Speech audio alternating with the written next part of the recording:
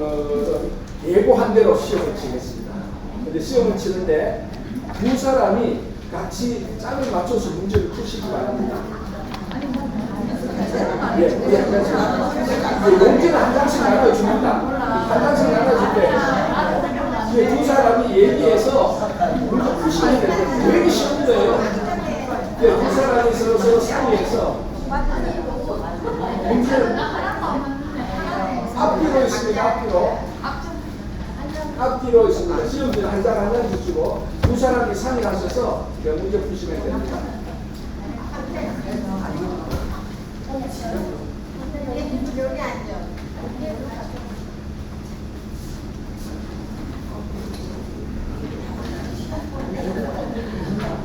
뭐 1번 문제는 질문에 답이 다 들어가가 있는데. 예, 맞습니다. 아니 이거는 지금 사실 내가 20문제를 냈는데도 내가 이거 너무 쉽게 냈다는 생각이 들었어. 그래서 이런 거는 시험이 아니고 퀴즈죠. 그냥 퀴즈.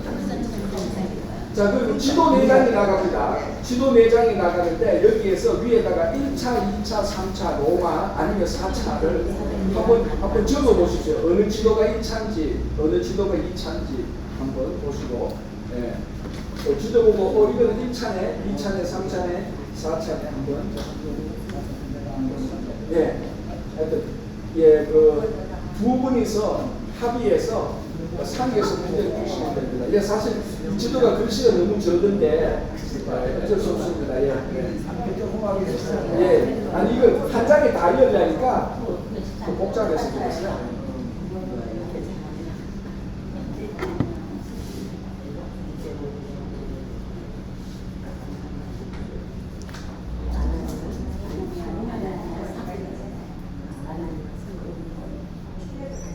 예, 올려주세요. 혹시나 또 영상 보는 분들도 시험 준비하고 있으니까 영상 보시는 분들도 위에서 지금 화면에 올리도록 하겠습니다. 영상을 보시는 분들도 지금 화면에 올리는 이제 그 파일을 보고 혼자 댁에서 한번 풀어보시기 바랍니다.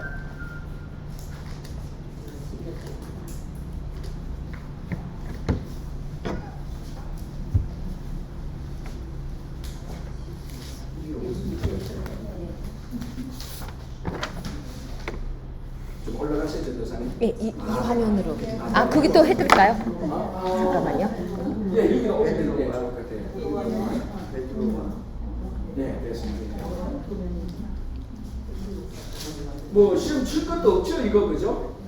네, 뭐 이거 뭐 사실 칠 것도 없습니다. 너무 쉬운 거니까 10초 시간 드리겠습니다. 10초는 1분. 네, 같이 풀으셔도 되고요.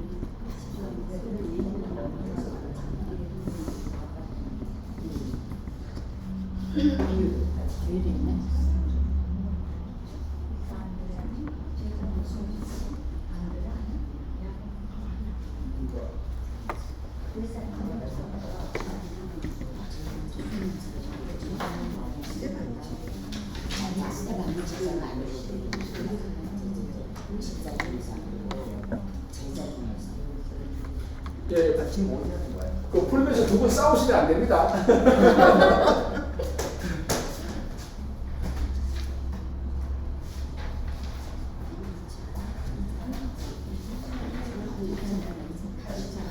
자, 이제 문제 풀어볼까요? 네. 너무 쉽지 않나? 왜 있어야 돼? 11년 영상 다 풀면 내가 할게.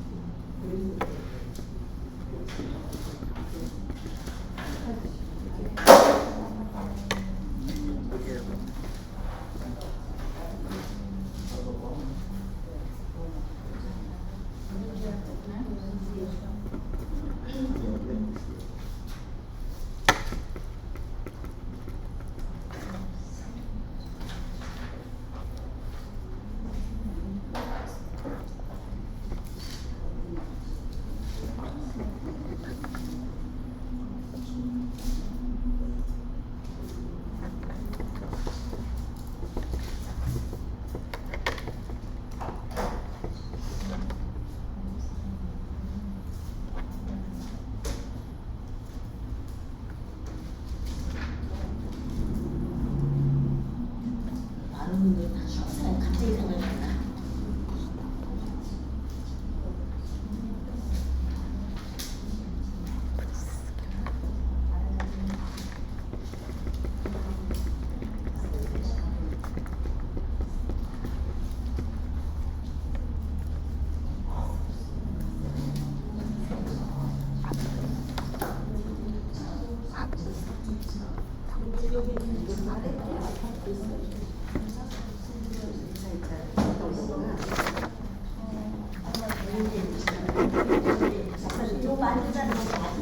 예? 아, 우리 방장님 옆에 정혜라 군사님 잘 하시는 분 계시는데 같이 상의해서 물어보십시오. 아, 그리고 성적 매기는 거 아니니까 걱정하지 마시고. 네, 이거 뭐 성적은 나중에 드리는 것도 아니고 공부하려고 부른 거예요.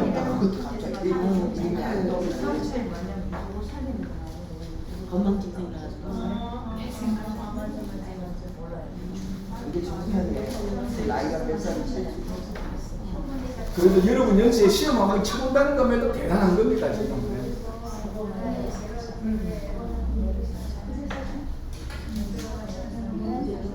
자, 지도까지 나와봤으니까 1차, 2차, 3차 로마 여행 또는 4차 로마를 쓰든지 4차를 쓰든지 그건 괜찮습니다.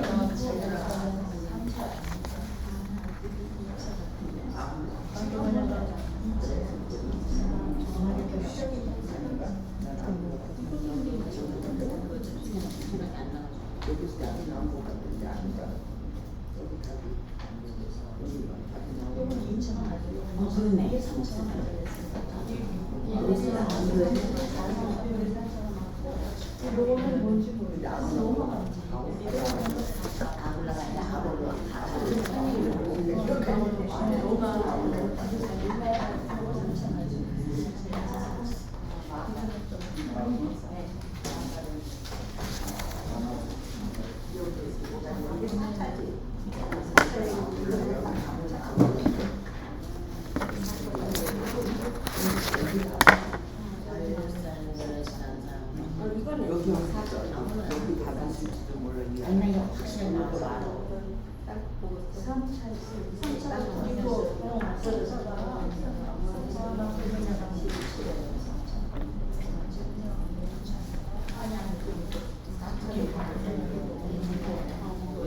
지도도 한번 올려주실래요? 네, 지금 올렸어요.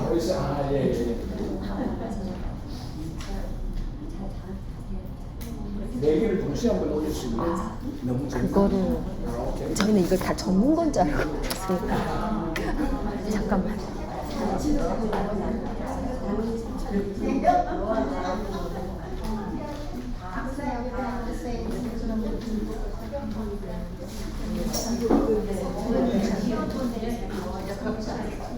지도를 잘 보면 답 금방 나옵니다. 지도는 사실 복잡한 것일 텐데요. 1차, 2차, 3차 한두 개 가만히 보면은 1차 특징이 있고 2차 특징이 있고 3차 특징이 있고 4차 특징이 있을 때 그것만 딱 집어가지고 딱 하면 됩니다. 그죠?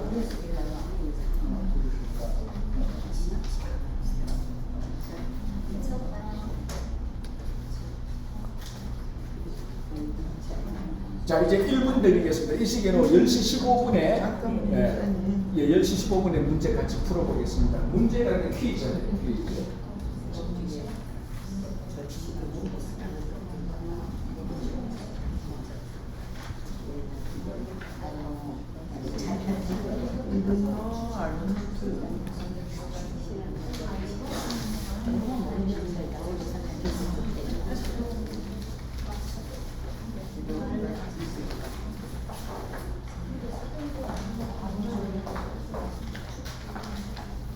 요거 하나만 더 주실래요? 네.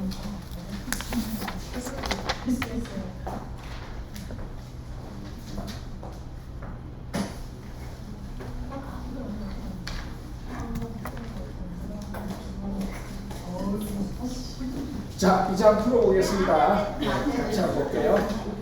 자, 전사님, 문제를 자, 1분부터 올려주세요. 잠깐만요.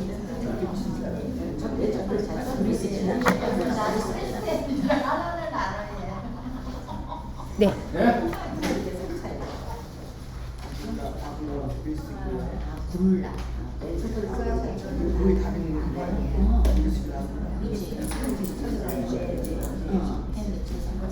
자, 이제 풀겠습니다. 자,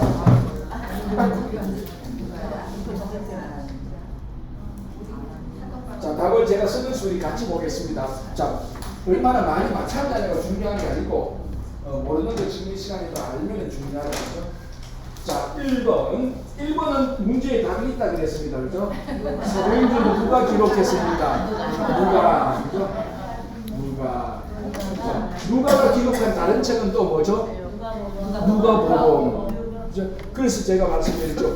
분량적으로 따지자면은 바울이 쓰는 분량보다 누가가 쓰는 분량이 더 많아요. 분량적으로 따지자면. 책으로 따지면 당연히 바울이 많죠.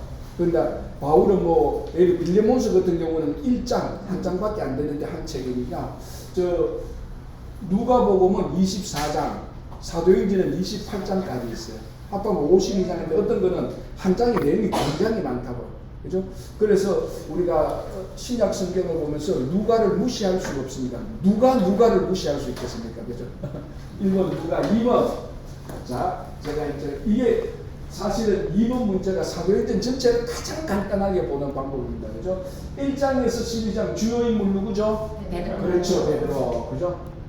자, 그리고 중요한 교회는 예루살렘 교회. 그죠? 네, 예루살렘 교회.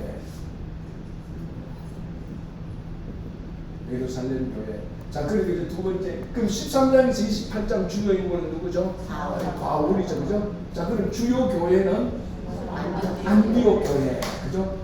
네. 요게 이제 제일 간단하게 사도행전을 볼 수 있는 여기서 1장에서 12장, 13장에서 28장. 그죠? 자, 하나 더 문제 났네. 이 교회는 유대인 교회고, 그죠? 안디옥 교회는 이방인 교회다. 그죠? 이렇게 보면 되고요. 3번 뭡니까? 자, 사도행전은 다른 말은 무슨 말이라고 했죠, 우리가? 그렇죠. 성령행전. 왜냐하면 사도행전을 볼 때 전부 다 성령께서 역사하시고 성령께서 우리를 기쁘게 하시고 능력을 주시고, 그죠? 4번 뭐죠?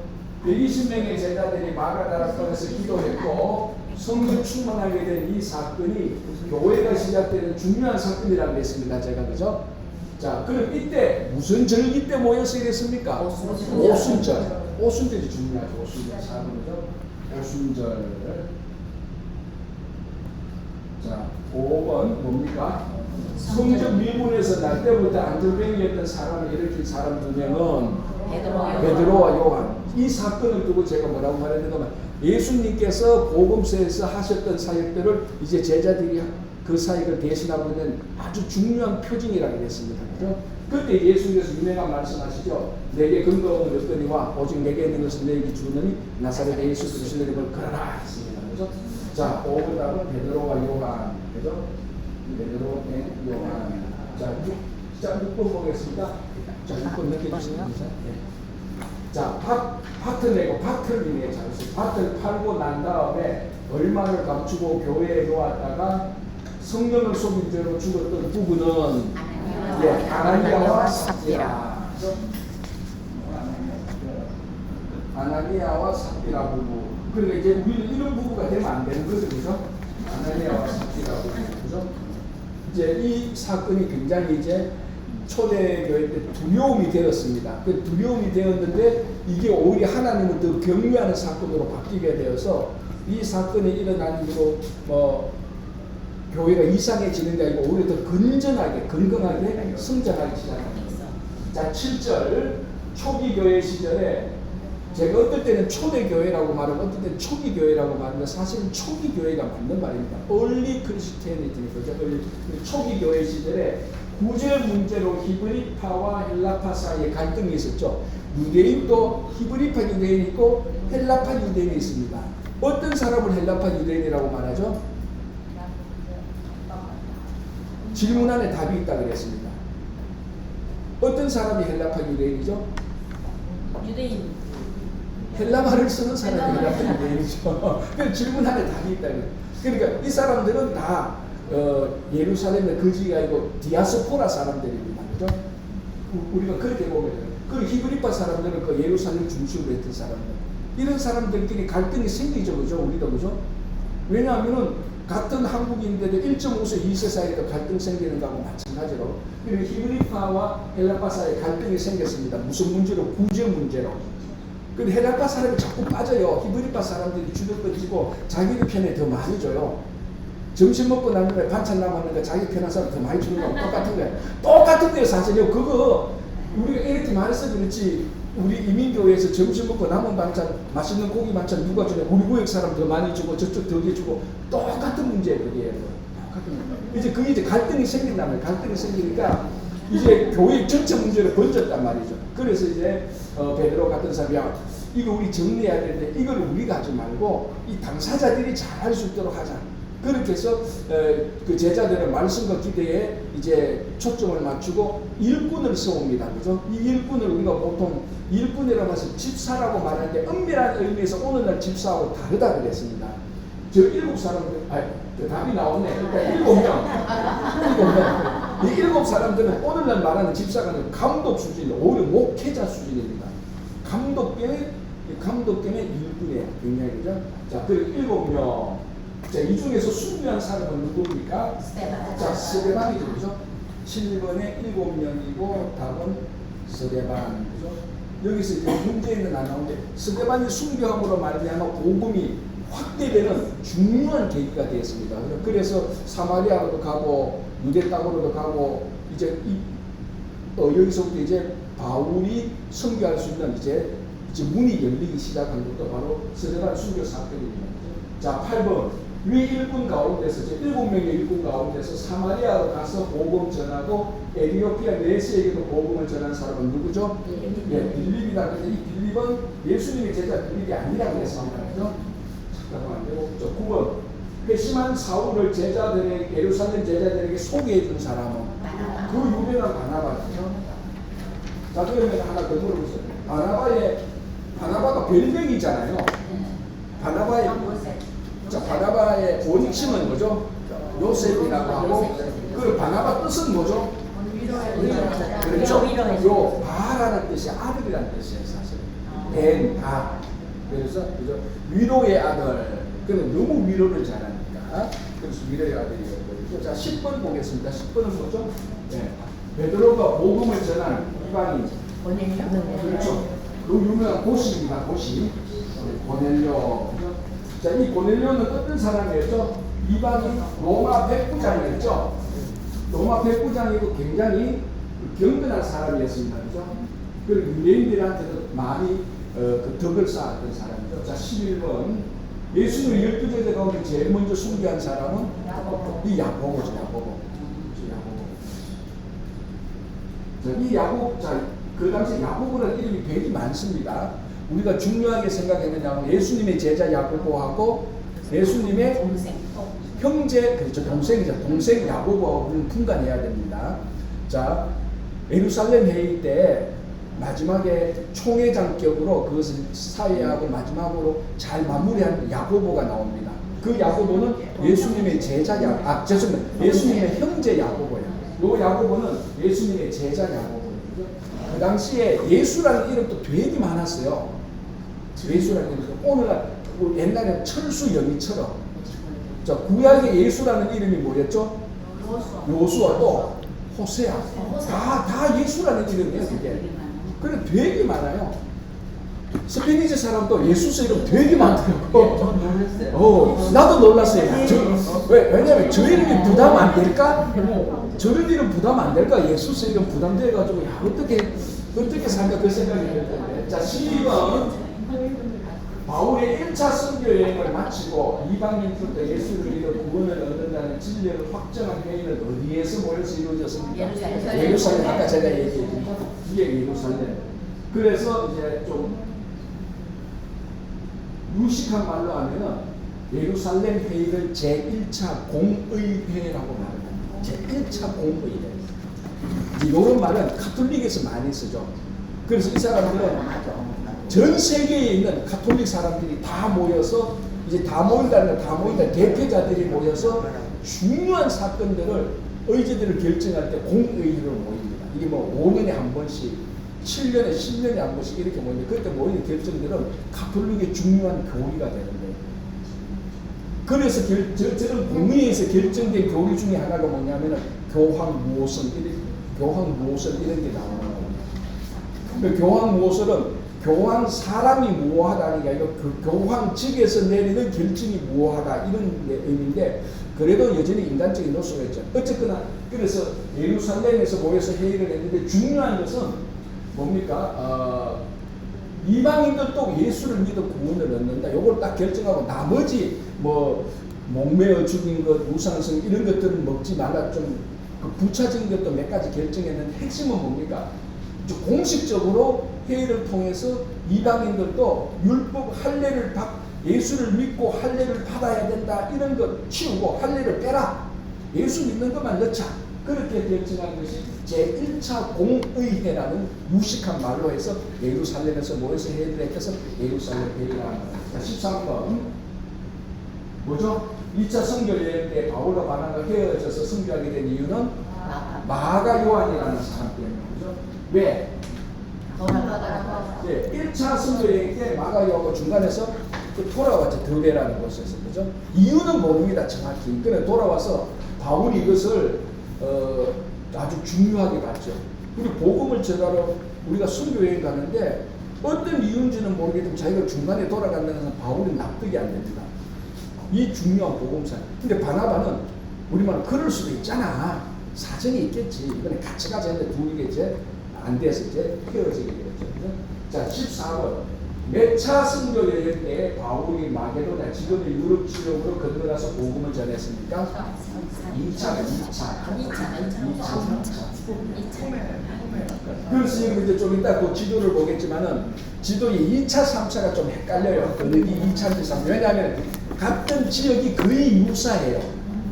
1차하고 로마는 완전히 차이 나죠? 좀 이따 보면 1차는 그러니까 이게 1차라는 것을 어떻게 알 수 있습니까? 마게도냐로 안 갔어요. 그거 없으면 1차예요.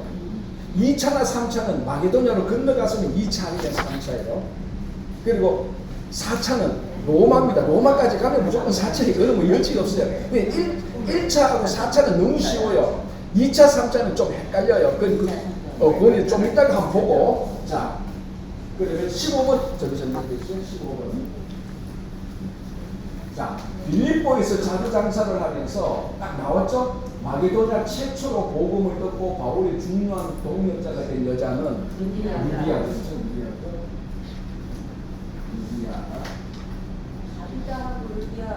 예?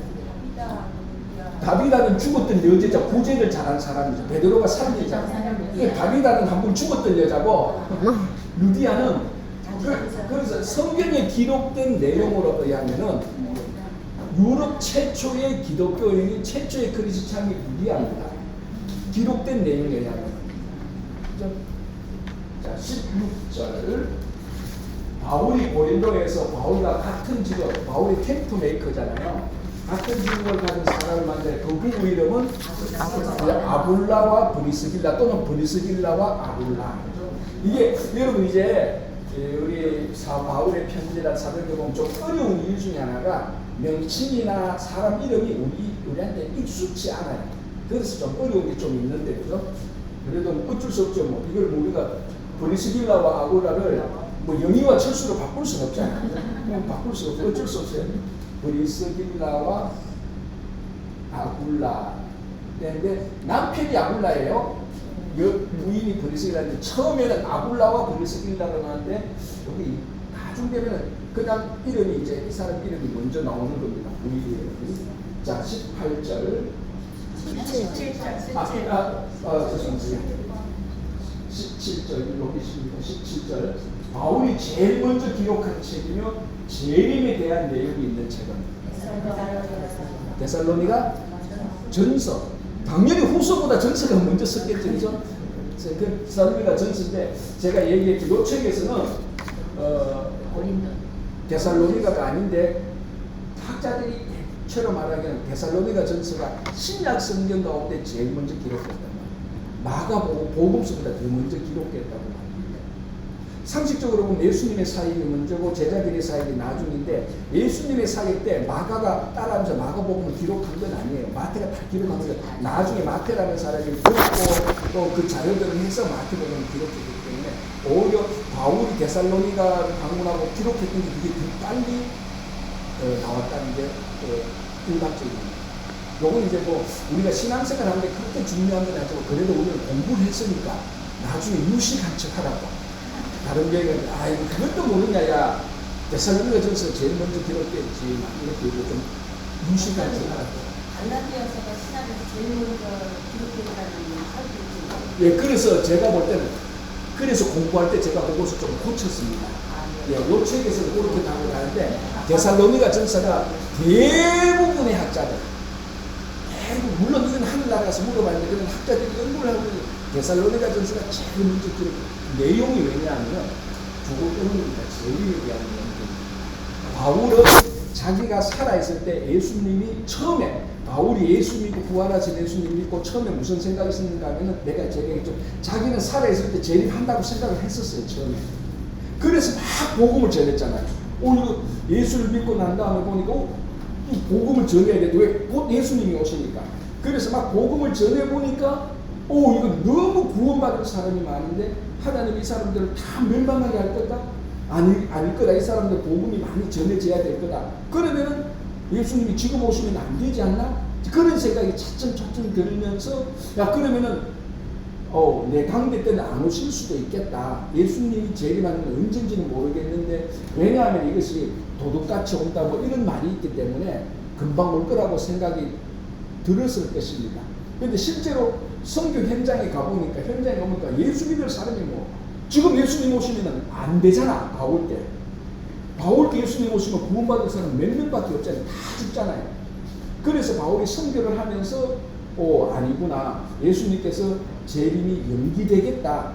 그러면 연기되면 이 땅에서 하나님의 뜻대로 살아야 되겠다. 그런 것들이 굉장히 많이 나타납니다. 그래서 이 땅에서 열심히 살고 이 땅에서 하나님의 뜻대로 살고 이 땅이 먼저 하나님의 나라가 되는데 초점을 맞춘 내용들이 바울이 후반기에 나타납니다. 그게 이제 오늘 또 공부하겠지만 목회 서신이라고 디모데전서와 디모데후서 디도에게 준 내용들, 로마서 같은 내용들. 그래서 재림에 대해서 가장 강력한 내용이 있는 게 데살로니가 전서인데 이 책을 일본어로 보는 게 제일 안전합니다. 그래서 제가 18번 아가야에 있고, 아가야가 얘기했죠. 헬라 지역하고 같은 지역에 있는 그리스 지역에 있는 파당 문제. 딱 그러면 이미 답 나왔죠. 근친상간, 교인들끼리 송사, 성찬, 예배 이런 문제들이 있었던 교회는 고린도 교회들이죠. 고린도에 있었던 고린도 교회. 그러니까 오늘날 대부분 우리들이 가지고 있는 문제의 대부분은 고린도 교회가 다 있었다 이렇게 보면 됩니다. 19번 바울이 쓴 책으로 이신칭의와 성화 그리고 구원의 복음에 대해 기록한 책은 그 이신칭의들은 그냥 로마서로 보면 되죠. 로마서 20번 알렉산드리아에서 난 사람으로 은별이 좋고 성전에 들어간 사람인데 브레스길라와 아굴라 부부에게 하나님의 도를 더 정확하게 배웠고 고린도로 건너가서 고린도 교회에서 살겠고 이 사람이 이 사람 이름으로 당파까지 생겼다. 누구? 아볼로. 자, 이거는 뭐 다 이제 여러분들이 성경 보면 금방 문제를 풀 수 있는 거. 자, 이제 이 지도 내기를 보면서 여러분들이 어느 게 1차인지 2차인지 3차인지 맞추는 건데 사실 굉장히 우리가 사도행전 공부를 했기 때문에 맞추는 것이지 공부 안 한 사람 갖다 보면 거의 못 맞출 수가 없어요. 헷갈리니까. 네. 다음에 좀 안 보시면 어떠셔서 그냥 자, 일단 우리가 제일 하나하나씩 보겠습니다. 이거부터 보겠습니다. 자, 이거는 보겠습니다. 뭘 보고 3차라고 생각했죠? 자, 일단은 아까 말씀드린 것처럼 2차, 3차는 마게도냐까지 건너갑니다. 자, 이쪽이 마게도냐죠, 그죠? 마게도냐까지 건너갔죠? 그럼 2차 아니면 3차예요. 맞지? 2차 아니면 3차죠? 그럼 2차와 3차를 구분할 수 있는 것은 우리가 나름대로 몇 가지 있는데 2차는 어디서 사역이 많이 이루어지는 건 지금 마게도냐에 데살로니가, 베레아, 고린도 저기서 사역이 많이 일어나요. 2차 때. 3차 때는 그 기록이 그냥 둘러만 봅니다. 그리고 3차의 가장 중요한 사역은 에베소 사역이에요. 에베소. 3차 때는 에베소서 사역이 되게 2차 때는 에베소서 사역이 되게 많아요. 3차 에베소 사역. 그래서 에베소에서 나중에 고린도로 저쪽으로 내려가서 또 그 사람들은 작변도 하잖아요. 이거 2차야. 예루살렘 들렸으니까 2차야. 근데요. 예, 그렇잖아요. 자, 그리고 이제 네, 그렇죠.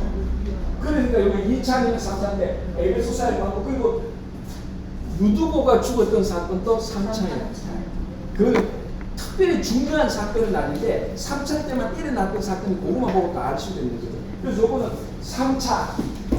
자, 요거는 뭐겠습니까?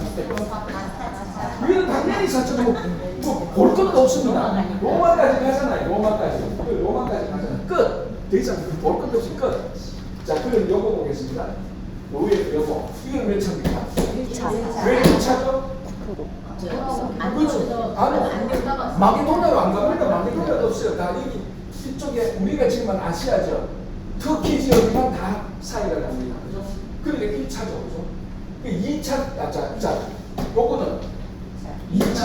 자, 왜 2차입니까? 일단은 마게도냐로 갑니다. 마게도냐로. 그죠? 그 2차 아니면 3차. 그런데 여기 보니까 이제, 빌립보, 데살로니가, 베레아에서 사역이 많이 이루어져요. 이게 다 2차예요. 그죠? 그래서 2차와 3차는 왜 2차와 3차가 비슷한가 하면 3차 때는 2차 때 갔던 지역을 우리가 둘러서 가보자 해서 2차 때 이쪽 갔던 지역을 3차 때 이쪽으로 또 가는 겁니다. 그죠? 그래서 2차, 3차 비슷한데 이제 차이가 2차 때는 이 마게도냐 지역에 사역이 되게 많이 합니다. 마게도냐 지역에. 그리고 3차 때는 에베소 지역에 사역이 많이 이루어지고 그런 것들을 보면 우리가 금방 알 수 있죠. 그죠? 그리고 또 중요한 것은 이제 여기 제일 중요하죠. 성령이 아시아에서 사역을 못하겠다는 내용이 여기 나오잖아요. 그럼 이거 영락없이 2차죠. 그래서 마게도냐를 여기서 건너가게 돼서 이게 2차, 이게 1차, 1차, 2차, 3차, 4차. 맞죠? 네.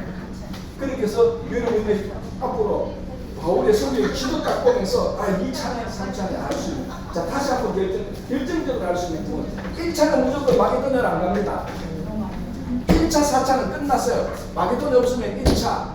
로마로 가면 4차. 당연히 로마에 2차 3차인데 2차는 저 마게도냐 지역에 초점이 마게도냐 지역에 초점이 많아요. 빌립보 가고 데살로니가 가고 베레아 가고 아덴이 중요합니다. 아덴. 2차기 아덴이 굉장히 중요해요. 사실은. 아덴도 가고 고린도도 가고 배 타고 3차 때는 좀 저쪽으로 둘러갔다가 에베소에 초점을 많이 맞추고 있습니다.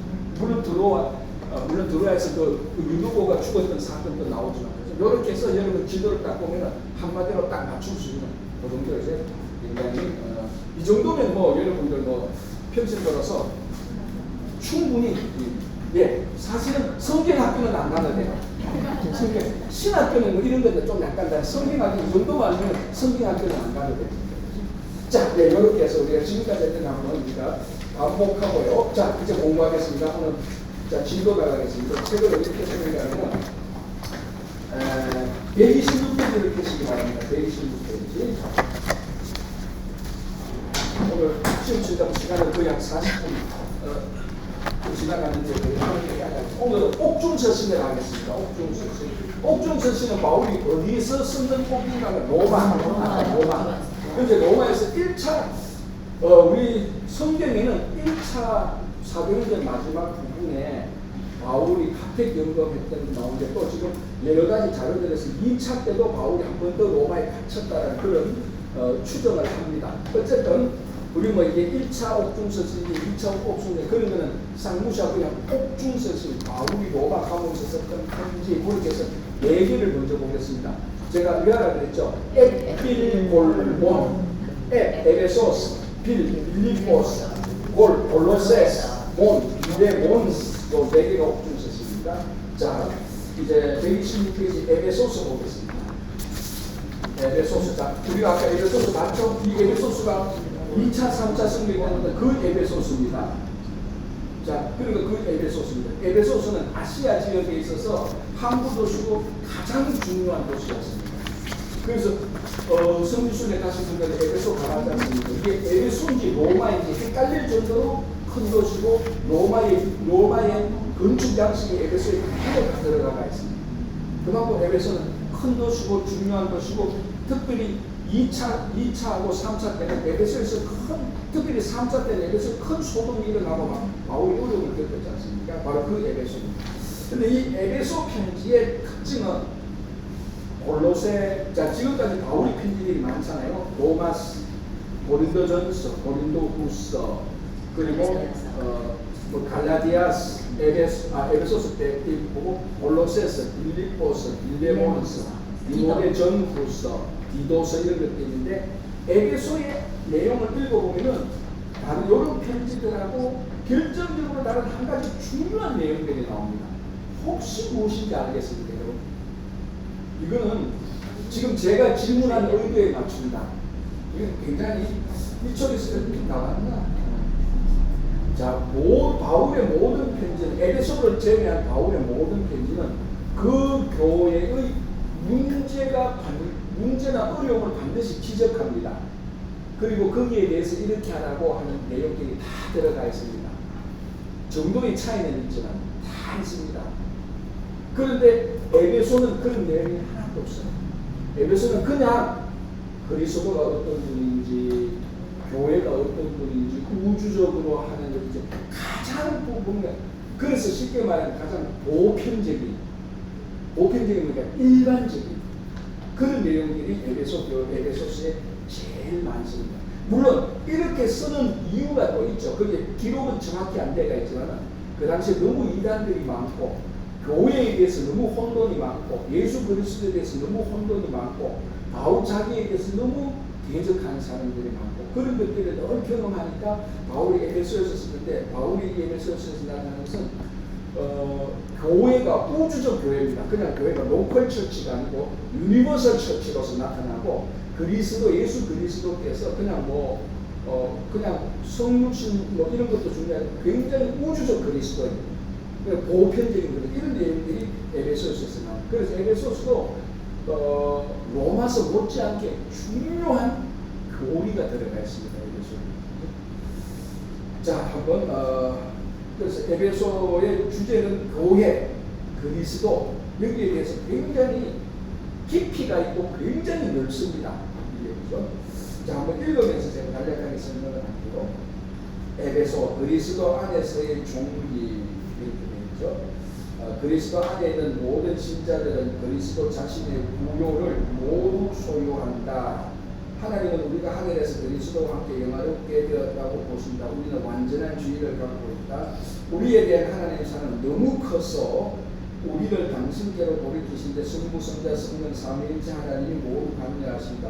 죄 가운데 죽어있던 우리는 이제 그리스도 안에서 살았다. 그리스도의 희생을 통해 우리는 하나님과 화목되었을 뿐 아니라 그리스도의 교회 안에서 사람들 사이에 장벽도 제거되었다. 그리스도를 믿는 자들은 모두 다 같이 하나님의 권속이 되기 때문에 유대인과 이방인의 구별이 없어졌다. 바울은 하나님의 성령이 교회의 일치를 가져다 주지만 그 일치를 지키는 것은 우리의 책임이라고 말한다. 자, 교회의 일치 이런 것들이 나오죠. 그 일치를 지키는 것이 우리의 책임이라고 합니다. 성천하신 그리스도는 우리의 사역을 위해 영적 은사를 주시며 우리는 그것들을 발견하고 사용해야 한다. 5장에서는 바울은 부활의 능력이 우리에게 주어질 수 있는 한 우리는 빛의 자녀답게 살기 위해 사랑 가운데 살기 위해 그것을 주장해야 한다고 말한다. 만약 우리가 성령의 지배를 받는다면 그것은 우리의 가정과 사업 관계에도 영향을 줄 것이다. 6장에서 바울은 마귀를 이기기 위해서는 하나님의 전신 갑주가 필요하고 그 갑주를 입는 것이 우리의 책임임을 설명한다. 이렇게 해서 일반적인 교회가 얼마나 위대한지, 그리스도께서 얼마나 존귀한지, 성도가 어떻게 살아야 되는지 이런 것들을 에베소에서 잘 얘기하는데, 그래서 에베소서 읽어보면요, 어떤 그 교회의 지역적인 문제를 다루면서 설명하는 거하고 우주적인 그리스도 교회를 다루는 거하고 읽어보면 훨씬 더 깊이와 넓이를 무한하신 그리스도의 존귀함을 느낄 수가 있습니다. 가장 본질적으로 가장 순수하게. 그래서 이 에베소서의 좋은 말씀이 너무 많은 거죠. 에베소서 2장 한번 볼게요. 에베소서 2장 8절 한번 보시죠.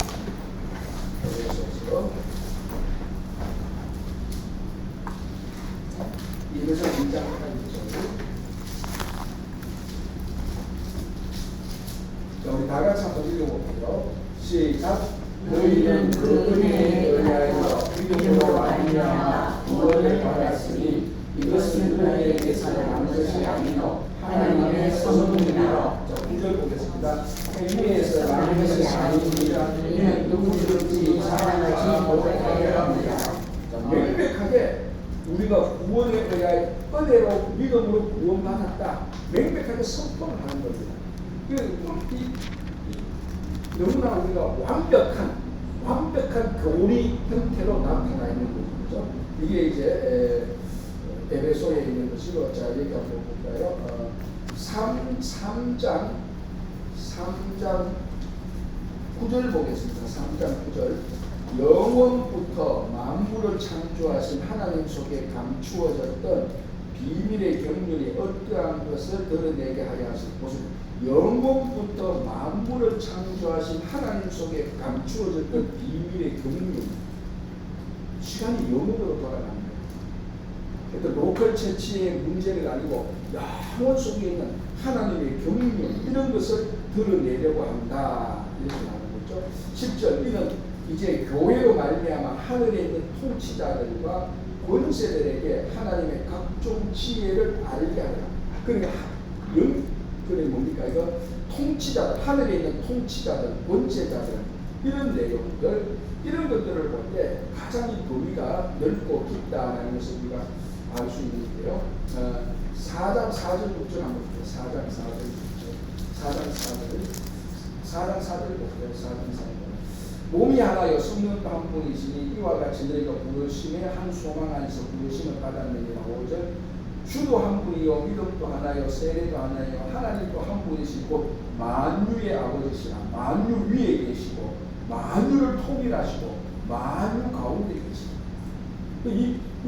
우리가 말하는 단위가 뉴욕에 있는 이 정도가 아니라 만유로 우주로 넘어가는 이런 깊이 있는 게 바로 에베소입니다.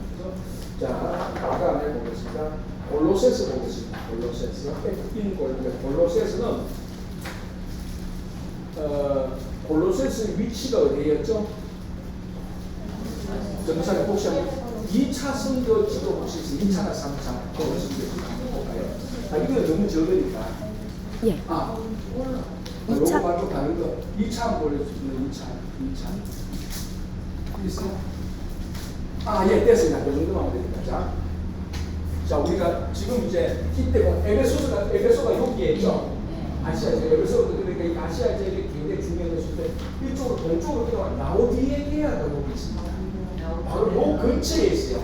여기 라오디게아가 있고 이쪽에서 한 요 정도 가면 골로세스가 여기 있어요. 골로세스가 요 정도 위치하면 요거에 라오디게아 골로세스 요 위에가 뭐가 있겠어요?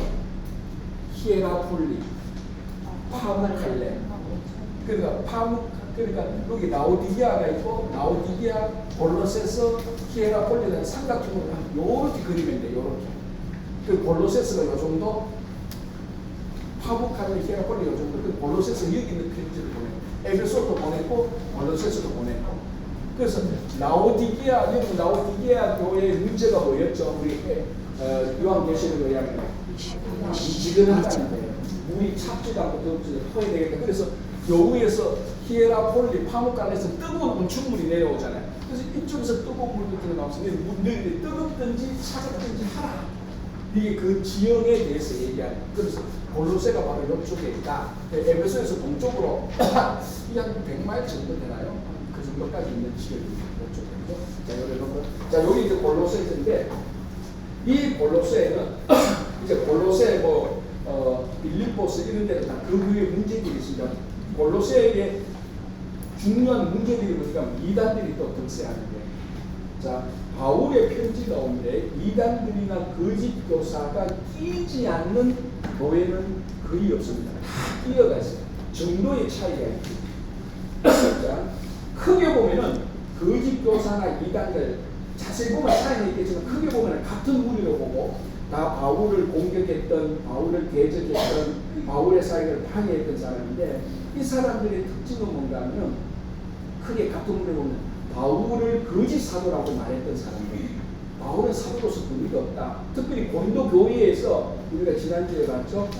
고린도 전서를 쓰고 바울이 막 엉중한 권위로 권면하고 그 고린도 교회의 문제들을 권면하고 문제를 지적하고 그 복음으로 문제를 해결하니까 거기에 거짓 교사들이 바울의 편지 보니까 우리말로 제 생각에 좀 시기가 나고 질투가 나고 하니까 자기들이 몰랐던 복음의 능력을 말하니까 바울 거짓 교사의 그 사람들은 이 사람들 말하기에 바울 그 사람은 예수님과 함께한 제자가 아니었어. 권위도 없어. 라이선스도 없어. 티칭할 수 있는 라이선스도 없고 이런 거 없어 하고 거짓 교사라고 계속해서 얘기하고. 그래서 바울이 사역할 때 가장 어려웠던 것 중에 하나는 고난의 문제도 힘들었지만 바울의 사도의 권위가 무시되는 것. 이게 왜 어려운가 하면 사도가 말을 하면 권위를 듣고 그거를 받아들여야 되는데 권위가 없으니까 바울의 말을 안 들으려고 하는 일들이 생깁니다. 자, 이거 똑같습니다. 제가 목사니까 여러분 앞에 서서 이렇게 하니까 저 사람이 목사니까 목사의 권위가 있으니까 성경 공부하니까 저 목사의 권위로서 성경 공부하는 게 맞지라고 하는데 제가 목사의 권위도 없이 성경 좀 읽었다 해서 제가 여러분들한테 이거 가르치고 싶습니다 라고 이렇게 말하면 여러분들이 들을 때 훨씬 더 낮추어서 들을 것 아닙니까? 지 혼자 공부 좀 한다고 그냥 얘기하는 이렇게 하더라고요. 그런데 저 같은 경우는 정식으로 신학을 마치고 목사 암수를 받고 목회를 하고 목사가 되니까 여러분들이 알든 모르든 그 권위가 있지 않습니까? 그죠?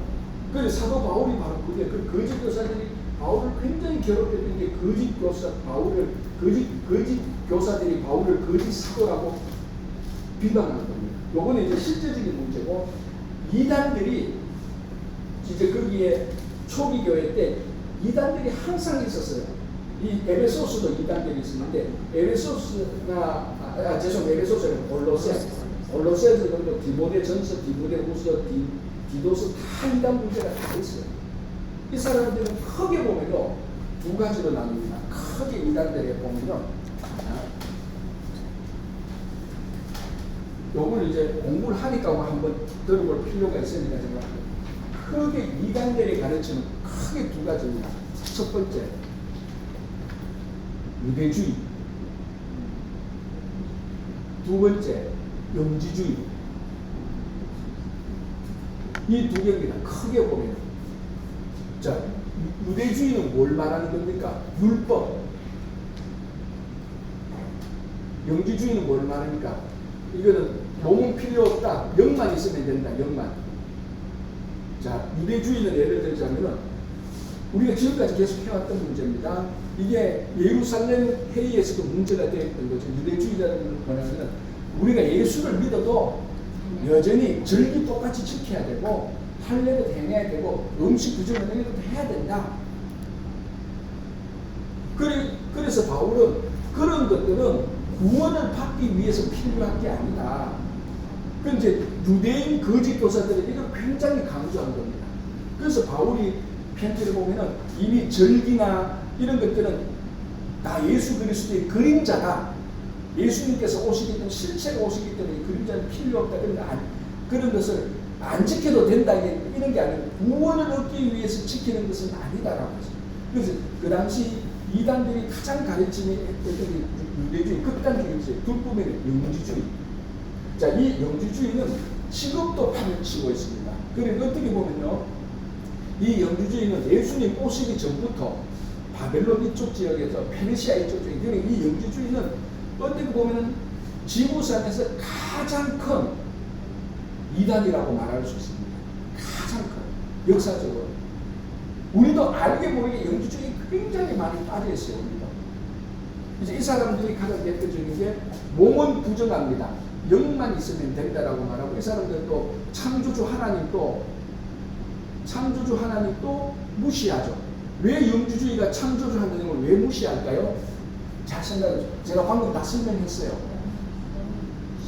몸을 만져. 영주주의는 영만 중요하지, 창조주 하나님 창조했잖아. 물질을 창조했잖아. 물질을 창조하는 그 신은 우리는 하나도 안 중요해. 그래서 영주주의는 신의 등급이 있습니다. 그 신의 등급 가운데 제일 낮은 신이 창조주 하나님. 왜 제일 낮은 신이에요? 물질을 창조했으니까. 이 사람들은 물질은 안 중요하다고 생각했습니다.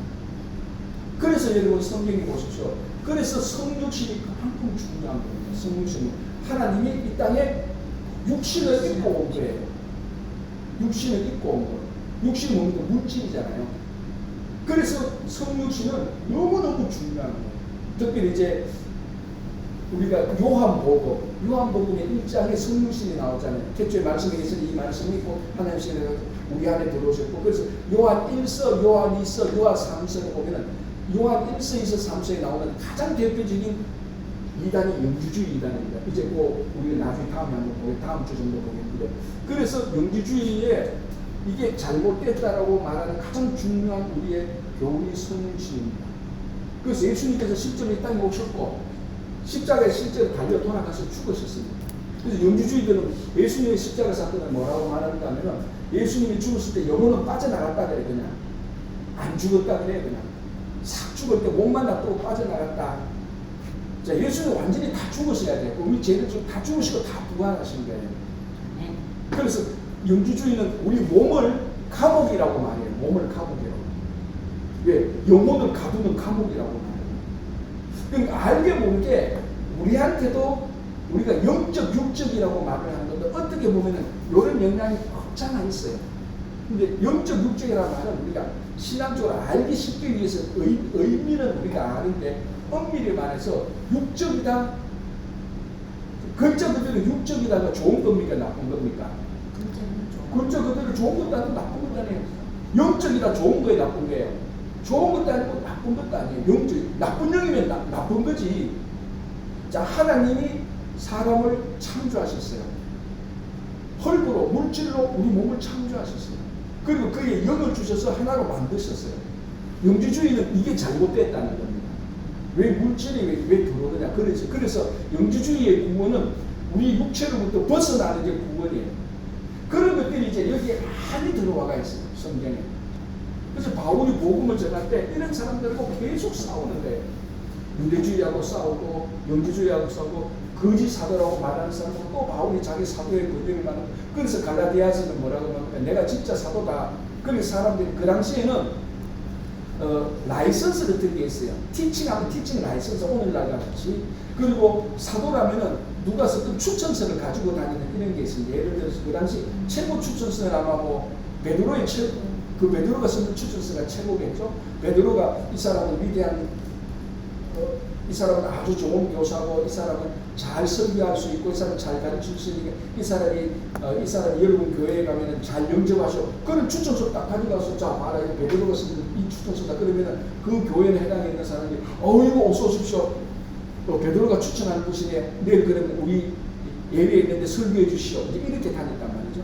근데 바울은 그런 추천서를 하나도 가지고 다니지 않았습니다. 그래서 사람들이 야 너는 그러면 네가 가르쳐준 사도라고 말했는데 너는 사도의 정도가 뭐냐? 내보라고 할 때 바울이 뭐라고 말했습니까? 내 몸에 예수의 흔적이 있다고. 그게 뭡니까? 고난받은 것. 예수를 위해서 죽을 뻔했던 것. 이제 그런 거예요. 이런 것들이 이제 여러분들이 편지를 읽으면 그런 내용들이 쭉쭉 나오는 겁니다. 그래서 이런 이단들, 자 이제 골로새서는 무슨 이단이 있었는가? 자 골로새서는 무엇이냐면 예수 그리스도에 대해서 많이 알지 못했던 게 예수 그리스도는 원래 하나님과 함께 계셨습니다. 영원 전부터. 그게 삼위일체 아닙니까? 그죠? 근데 골로새에 있는 교회들은 예수가 뭐 영원 전부터 있어서 그런 것들을 이제 부인하는 것들, 그리고 천사를 무시하는 것들, 그냥 천사를 숭배하는 이런 이단들이 있고, 그리고 할례 이런 것도 또 중요하게 생각했던 골로새 교회가 좀 그랬습니다. 그래서 그에 대한 편지를 쓰는 게 바로 골로새 이 편지입니다. 골로새서입니다. 그래서 오늘도 제목을 보십시오. 골로새서하고 교회의 머리라고 되어 있습니다. 교회의 머리가 예수 그리스도다라는 이런 것들을 얘기하고 있는 것이 골로새서입니다. 그렇죠? 자, 한번 빨리 한번 읽어볼게요. 그리스도가 하늘에 올라가셨을 때 교회라고 불리우는 신자들의 새로운 공동체를 이루기 위해 그분은 성령을 보내셨다. 그리스도의 머리는 하늘에 있고 몸은 땅에 있다. 신해 잠수부가 바다 표면에 떠 있는 배에서 생명 구조대로 조절하고 있는 자들을 전적으로 의지하듯이 교회는 그리스도를 의지한다. 그분에게서는 죄에 대한 승리, 세상에서의 사역, 언젠간 하늘에 이른다는 보장을 얻기 위해 필요한 모든 것이 흘러나온다. 바울은 그리스도를 믿는 소박한 신앙을 비난하는 자들을 강력히 경계했다. 소박하게 예수가 하나님을 이렇게 믿는 것을 비난하는 사람을 경계했다. 자, 그리고 쭉 넘어가서 보다 읽어보면 되고 빌레몬서 보겠습니다. 빌레몬서. 자, 빌레몬서는 바울이 보낸 가장 개인적인 편지입니다. 그래서 빌레몬이라는 사람에게 보냈죠. 근데 지금 성경을 골로새하고 빌레몬서를 가만히 읽어보면은 대부분 학자들이 추가해서 빌레몬이 도망친 노예가 오네시모잖아요. 그죠? 그래서 바울이 로마 감옥에 있다가 오네시모를 만납니다. 그죠? 오네시모를 만나서 이제 통성명하고 물어보니까 빌레몬의 도망친 노예야. 바울이 야 빌레몬 잘 안다. 빌레몬은 내가 그러니까 우리 말하면 바울은 빌레몬의 영적 아버지인 셈이에요. 근데 영적 아들인 빌레몬의 도망친 노예가 지금 감옥에서 같이 가는데 바울이 오네시모를 보니까 사람이 좋아. 믿음이 있어. 그래서 바울이 끝바닥에 빌레몬에게 편지를 씁니다. 편지를 써서 보내기를 야 내가 감옥에서 오네시모를 만났는데 이 감옥에서 나가면은 이제 종으로 대접하지 말고 형제로 잘 대접해라. 좋은 인품이 될 것이다. 그런 내용의 편지예요. 그런데 이제 이 편지를 보면은 이 빌레몬하고 오네시모가 골로새 교회의 교인이었다고 많이 추정을 하고 있어요.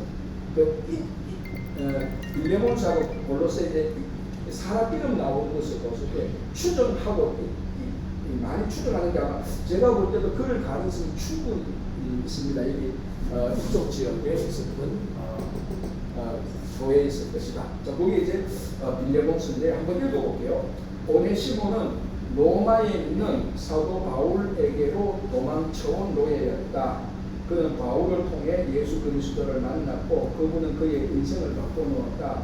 오네시모의 전 주인은 이제 방금 바울의 친구요 동료 신자가 된 빌레몬이었다. 바울은 도망친 죄의 사면을 부탁하는 이 편지와 함께 오네시모를 빌레몬에게 돌려보냈다. 바울은 오네시모의 용서를 구했을 뿐이었다. 그는 그 종이 지고 있었을지도 모르는 부채를 면제해 달라고 빌레몬에게 구하지는 않았다. 바울이 이렇게 해도 된 사람인데도 그렇게까지 안 했다는 겁니다. 자기 권리를 다 행사 안 하는 거죠. 자, 오네시모의 부채는 바울에 의해 지불될 것이었다. 아마 오네시모의 면제는 내가 니한테 말해서 없애라고 말할 수도 있겠지만 내가 지불하겠다 이 말입니다. 얼마나 놀라운 구원의 모습인가. 우리의 죄값은 독생자가 다 치르셨기 때문에 하나님은 우리를 값없이 용서하실 수 있다. 이는 우리의 삶을 얼마나 다르게 변화시킬 겁니다. 그래서 빌레몬서를 자세히 연구하면은 정말 사도 바울의 신앙적인 삶을 알 수 있는 겁니다. 굉장히 굉장히 퍼스널한 자, 그 다음에 빌립보서 보겠습니다. 역시 빌립보서인데, 빌립보 여기서 옥중편지. 자, 빌립보서는 어디 있습니까? 빌립보는 자, 저 위에 저기서 저 위에 빌립보죠. 자, 저기에 있는 빌립보인데요.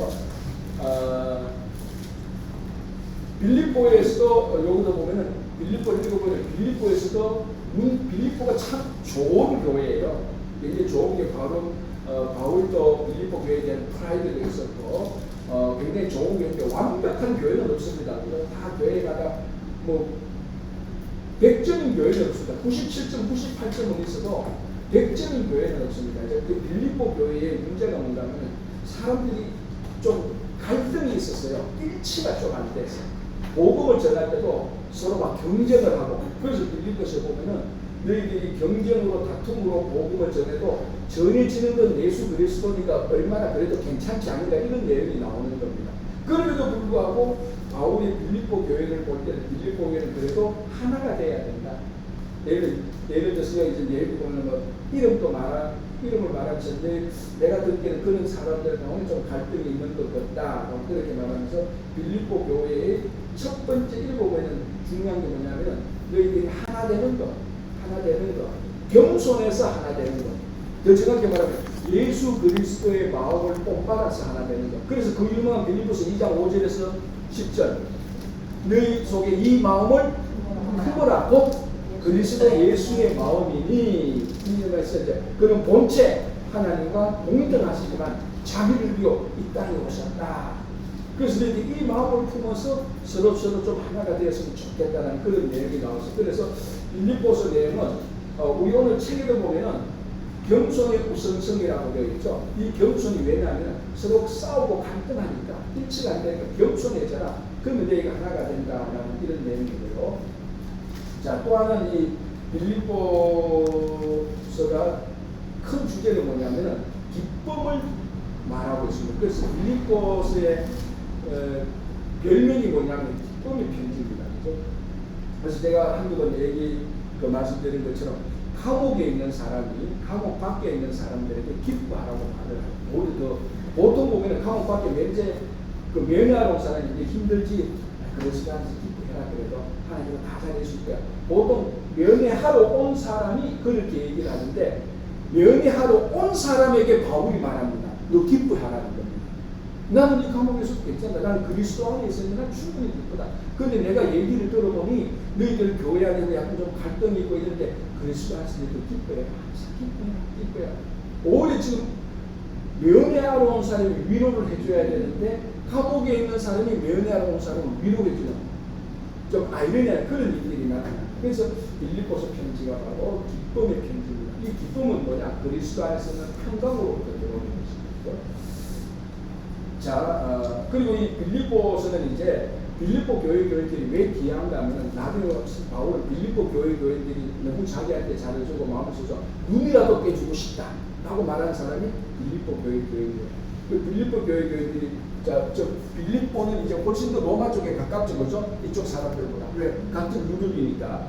그래서 바울이 로마에 갇혔다는 소식을 전해 듣고 빌립보 사람들이 바울의 옥바라지를 위해서 뭐 우리 말하면 뭐 음식도 넣어주고 우리 말하면 뭐 농돈도 주기 위해서 에바브로디도라는 사람 편에 자기들이 그걸 고쳐서 로마 감옥에 보냅니다.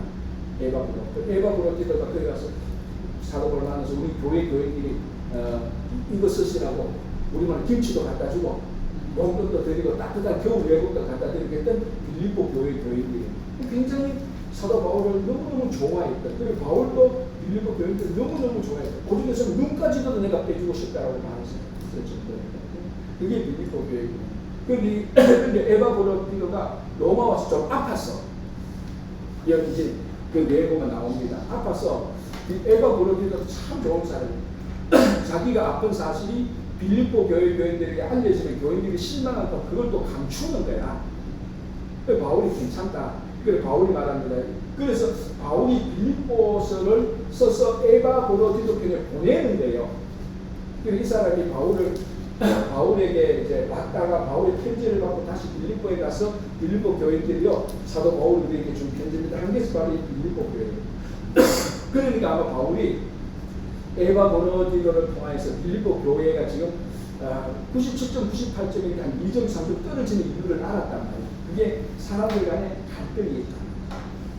서로 시기하고 결정하고 A 건사, B 건사끼리 좀 갈등하고 시기했던 그 문제를 바울이 듣고 그래서 너희들이 그리스도 예수의 마음을 가지고 겸손해서 하나가 되라. 나는 너희들을 너무너무 사랑한다. 너희들도 나를 너무너무 사랑한다.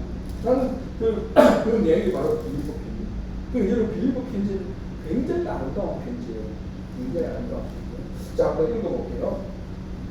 겸손을 통한 일치가 맞죠? 겸손을 통한 벌써 딱 나오죠. 이게 바로 그러니까 이 책이 겸손을 통한 일치가 이게 바로 빌립보 교회에 실제로 있었던 문제였습니다. 겸손을 통한 일치가 빌립보 교회에 보내는 바울 편지의 주제이다.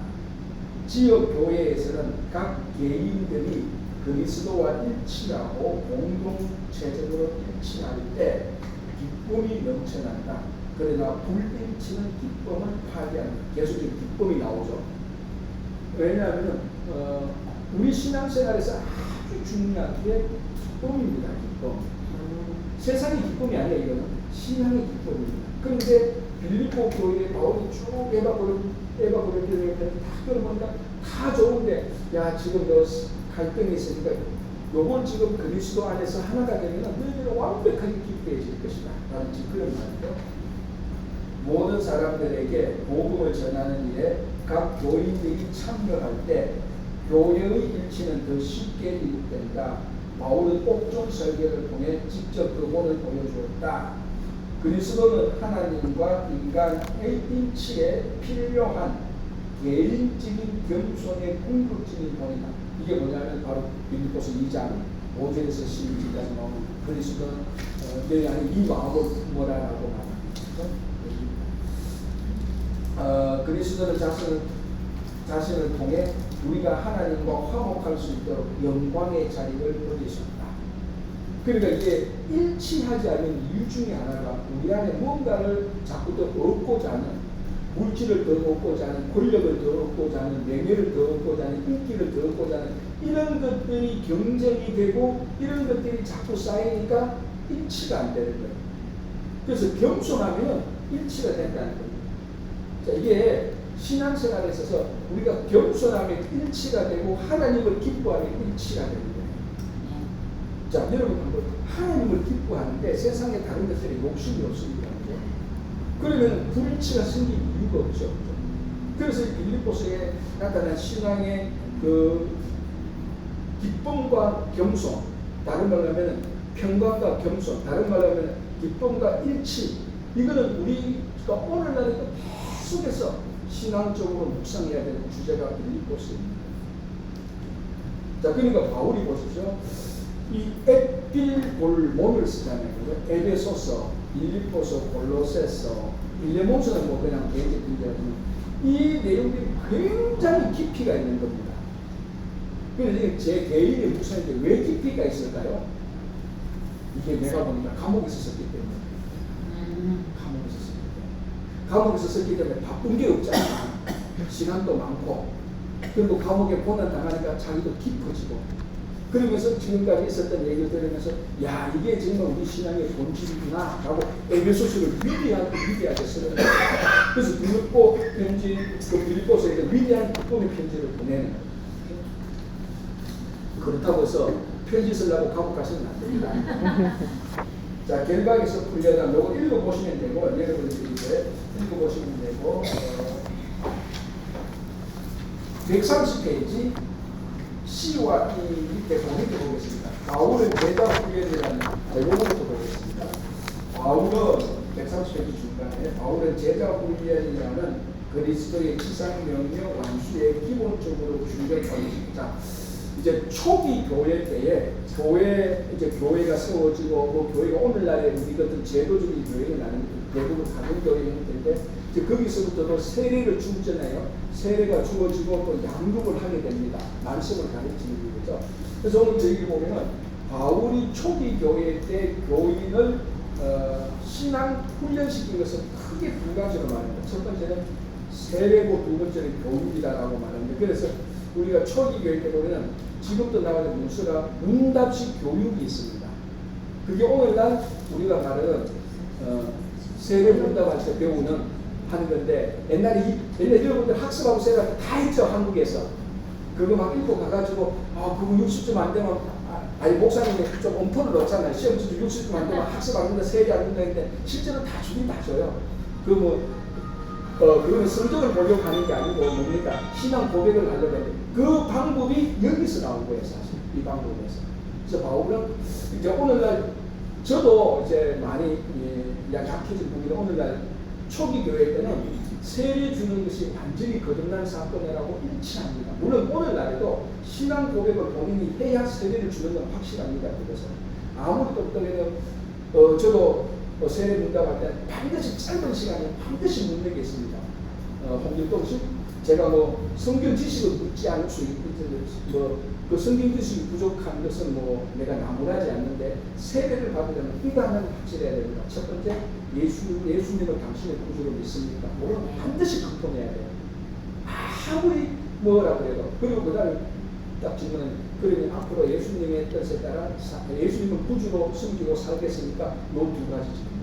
그런데 이제 문제는 오늘날 이렇게 대답하는 사람들의 질문이 좀 마음의 결단이 많이 가벼워졌다는 거예요. 예수 믿지 예수 믿지. 그는 초대교회 때는 그 예수를 믿고 예수를 그리스도로 나의 구주로 고백하는 그 중요성이 얼마나 심각하고 무거운가를 알고 대답을 하고, 요즘은 제가 볼 때는 좀 가볍게 대답을 하는 거예요. 예수를 믿긴다 안 믿어. 그럼 예수를 믿으면은 당신이 앞으로 져야 될 십자가도 있고 또 고난을 받을 수도 있습니다.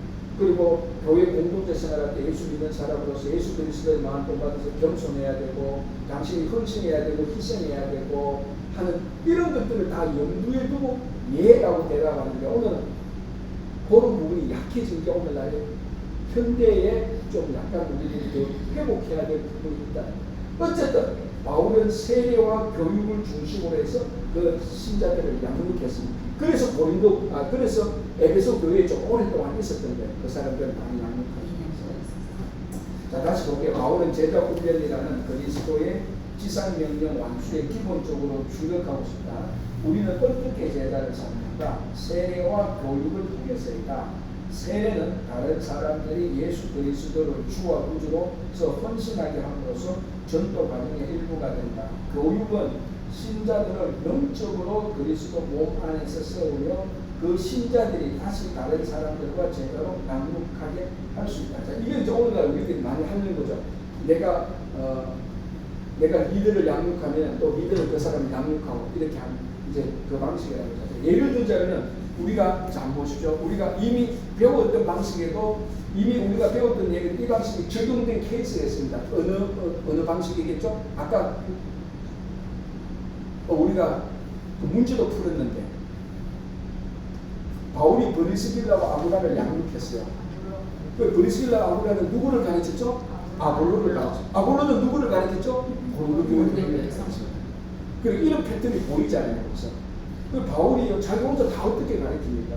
중요한 일꾼들을 가르치면 그 일꾼들이 다른 사람을 가르치고 그 배웠던 사람이 또 다른 사람을 가르치고, 이게 이미 바울 때부터 이렇게 흘러가고 있었다는 거예요.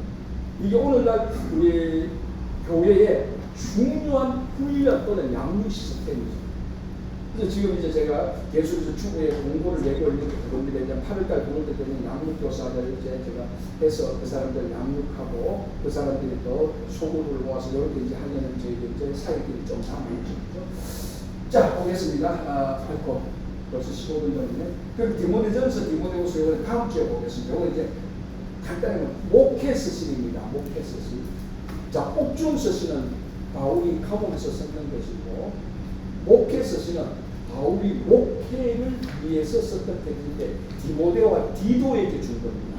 디모데에게 준 디모데전서와 디모데후서가 있고, 디도는 디도에게 준 디도서가 있습니다.